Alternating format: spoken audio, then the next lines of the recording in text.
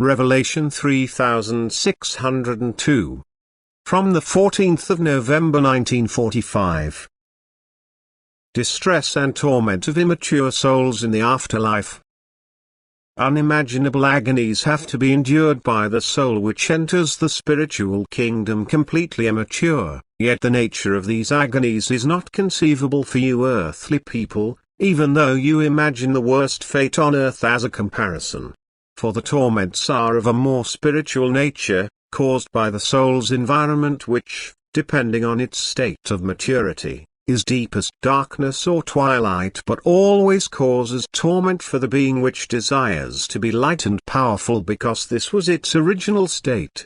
The sense of earthly good is indeed also strongly pronounced in such souls and likewise the cause of great agony. Yet the state of darkness is unbearable for them and signifies utmost hardship for them.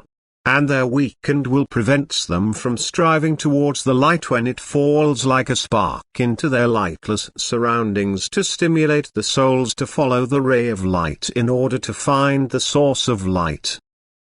Once the soul has overcome this weakness of will, through the influx of strength from a loving intercession on the part of people, then its lot is already considerably better, for the knowledge of moments of light gives it the hope of being able to change its state, and it now pays attention to every slightest dawn, every illumination of its surroundings through such rays of light. And as soon as she herself steps into its glow, she feels an improvement of her situation, for the light touches her beneficently and gives her strength. But it is only touched by a ray of light if it desires it, and this can take an eternity before it liberates itself from its desolate situation through desire for change, for light.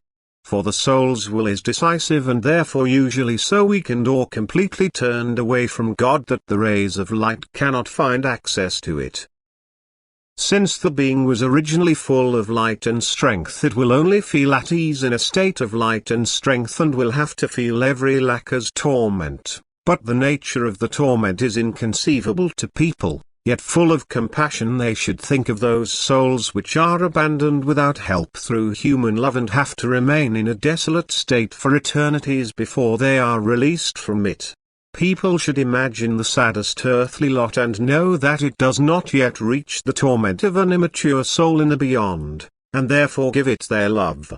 Heartfelt prayer for these souls that they will lose their weakness of will, that they themselves will now muster the strength to desire light, that love will also stir in them, that they will want to be active and work with love.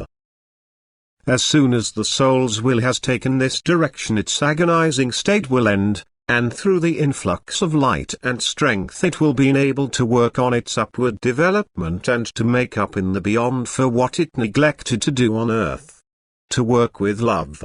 For only through love can it redeem itself, and only through loving activity can it receive light and strength again, thus it can shape its environment into one full of light, which signifies beatitude for it.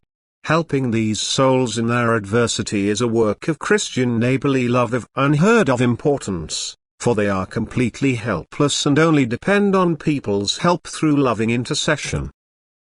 And that is why they often stay close to such people who were close to them on earth in order to appeal to them for strength, for help from their agonizing situation.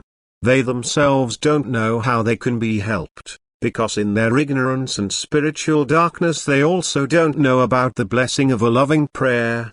Yet unconsciously they promise themselves help through people, and you, who are of awakened spirit and know about the torments of an imperfectly departed soul, should bring it to them, even if you cannot measure its depth.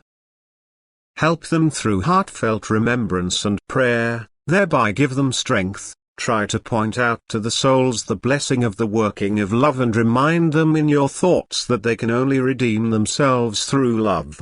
Make them sensitive to the suffering of other souls and thus try to stimulate them into loving help, always giving them the strength through your prayer to give their will the right direction. And you will carry out a merciful work of neighborly love which the souls will thank you for eternally once they have escaped the greatest darkness and eagerly strive upwards. Amen.